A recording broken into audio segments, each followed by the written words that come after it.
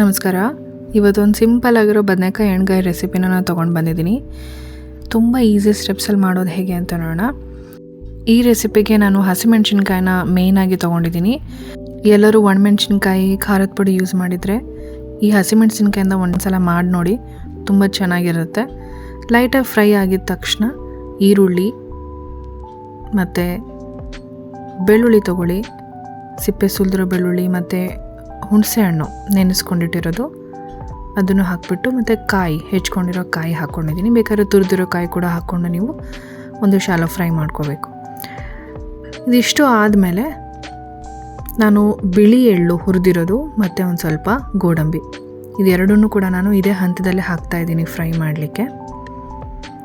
ಇದೆರಡೂ ಒಂದು ಸ್ವಲ್ಪ ಎಲ್ಲ ಮೆತ್ತಗಾಯಿತು ಅನ್ನುವಾಗ ಇಮಿಡಿಯೇಟ್ಲಿ ಟೊಮೆಟೊ ಹಾಕ್ಕೋಬೇಕು. ಜಾಸ್ತಿ ಏನು ಫ್ರೈ ಮಾಡ್ಕೊಳೋದು ಬೇಡ, ಒಂದು ಲೈಟಾಗಿ ಒಂದು ಮೀಡಿಯಮ್ ಹದಕ್ಕೆ ನಾವು ಫ್ರೈ ಮಾಡಿಕೊಂಡ್ರೆ ಸಾಕು.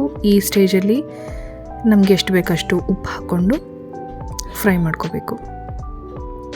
ಒಂದು ಸ್ವಲ್ಪ ಹೊತ್ತು ಮುಚ್ಚಿಟ್ಬಿಟ್ಟು 1-2 ನಿಮಿಷ ಆದಮೇಲೆ ಈ ಹಂತದಲ್ಲಿ ನಾನು ಸ್ವಲ್ಪ ಮಸಾಲೆ ಅಂದರೆ ಒಂದು 2 ಪೀಸ್ ಚಕ್ಕೆ, ಲವಂಗ, ಒಂದು ಸ್ವಲ್ಪ ಕಾಳುಮೆಣಸು, 1 ಏಲಕ್ಕಿ, ಸ್ವಲ್ಪ ಕೊತ್ತಂಬರಿ ಕಾಳು ಹಾಕ್ಕೊಂಡಿದ್ದೀನಿ ನಾನಿಲ್ಲಿ, ಮತ್ತು ಪುದೀನ. ನಾನಿಲ್ಲಿ ಇಂಪಾರ್ಟೆಂಟ್ ಮೇನ್ ಇಂಗ್ರೀಡಿಯೆಂಟ್ ಬಂದು ಜೀರಿಗೆ ಮಿಕ್ಸ್ ಮಾಡಿದ್ದೀನಿ. ನಾನು ರುಬ್ಬೋ ಹಂತದಲ್ಲಿ ಅದನ್ನು ಜೀರಿಗೆ ಹಾಕಿದ್ದೆ. ಸೊ ಇದೇ ಹಂತದಲ್ಲಿ ನೀವು 1 ಚಮಚ ಜೀರಿಗೆ ಕೂಡ ಹಾಕ್ಕೊಂಡು ಚೆನ್ನಾಗಿ ಹುರ್ಕೋಬೇಕು. ಇದಾದಮೇಲೆ ಸ್ವಲ್ಪ ಪ್ಲೇಟ್ ಮುಚ್ಚಿಟ್ಬಿಟ್ಟು 2 ನಿಮಿಷ ಆಫ್ ಮಾಡಿ ಬಿಡಿ. ನಂತರ ಮಿಕ್ಸಿ ಜಾರಿಗೆ ಹುರಿದಿದ್ದೆಲ್ಲನೂ ಹಾಕ್ಕೊಂಡು ನುಣ್ಣಗೆ ನೀರು ಹಾಕ್ಕೊಂಡು ರುಬ್ಬಿ ಪೇಸ್ಟ್ ಮಾಡಿಟ್ಕೊಳ್ಳಿ. ಕಡಾಯಿಗೆ ಎಣ್ಣೆ ಹಾಕಿಬಿಡಿ. ನಾನು ಬದನೆಕಾಯಿನ ಈ ಥರ ಉದ್ದುದಕ್ಕೆ ಹೆಚ್ಕೊಂಡಿದ್ದೀನಿ, ಸೀಳ್ಕೊಂಡಿದ್ದೀನಿ ನಾನು. ಇವಾಗ ಎಣ್ಣೆ ಕಾದಿದೆ.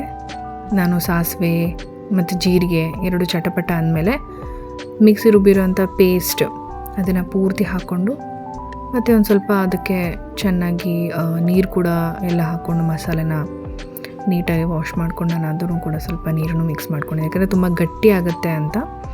ನಿಮ್ಗೆ ಎಷ್ಟು ಬೇಕಷ್ಟು ನೀರು ಕೂಡ ನೀವು ಆ್ಯಡ್ ಮಾಡಿಕೊಂಡು ಸ್ವಲ್ಪ ಕೈ ಆಡಿಸ್ಬೇಕು. ರುಚಿಗೆ ತಕ್ಕಷ್ಟು ಉಪ್ಪನ್ನ ನೋಡಿಕೊಂಡು ಇಲ್ಲಿ ಆ್ಯಡ್ ಮಾಡ್ಕೊಳ್ಳಿ. ಈಗ ನಾನು ಕುದಿಲಿಕ್ಕೂ ಮುಂಚೆನೇ ಸೀಳ್ಕೊಂಡಿರೋಂಥ ಬದನೆಕಾಯಿಗಳ ಹೋಳುಗಳನ್ನು ಪೂರ್ತಿ ನಾನು ಇಡಿಯಾಗಿ ಹಾಕ್ತಾಯಿದ್ದೀನಿ. ಸೊ ಫ್ಲೇಮ್ನ ಚಿಕ್ಕದಾಗಿ ಇಟ್ಕೊಂಡ್ಬಿಟ್ಟು ಮೀಡಿಯಮ್ ರೇಂಜಲ್ಲಿ ಚೆನ್ನಾಗಿ ಕುದಿಲಿಕ್ಕೆ ಬಿಟ್ಟು ಕೈ ಆಡಿಸ್ಬೇಕು ಮಧ್ಯದಲ್ಲಿ. 1-2-3 ಸಲ ಚೆಕ್ ಮಾಡಿದ್ಮೇಲೆ ಅದು ಗಟ್ಟಿ ಆಗುತ್ತೆ. ಸೊ ಈ ಗ್ರೇವಿ ಕನ್ಸಿಸ್ಟೆನ್ಸಿ ಬಂದಾಗ ಈ ಎಣ್ಗಾಯಿ ತಿನ್ನಲಿಕ್ಕೆ ತುಂಬಾ ರುಚಿಯಾಗಿರುತ್ತೆ. ಗ್ರೀನ್ ಚಿಲ್ಲೀಸ್ ಹಾಕ್ಬಿಟ್ಟು ಒಂದು ಸ್ವಲ್ಪ ಮಸಾಲ ಫ್ರೈ ಮಾಡಿ ಈ ಥರನೂ ಒಂದು ಸಲ ಎಣ್ಗಾಯಿ ಮಾಡಿ ಟ್ರೈ ಮಾಡಿ ನೋಡಿ. ಜೋಳದ ರೊಟ್ಟಿಗೆ ನಾನು ಇದನ್ನು ಕಾಂಬಿನೇಷನ್ ಮಾಡ್ಕೊಂಡಿದ್ದೆ ಇವತ್ತು. ಸೊ ಇವತ್ತಿನ ರೆಸಿಪಿ ಹೇಗಿತ್ತು ಕಮೆಂಟ್ ಮಾಡಿ ತಿಳಿಸಿ. Thank you for watching.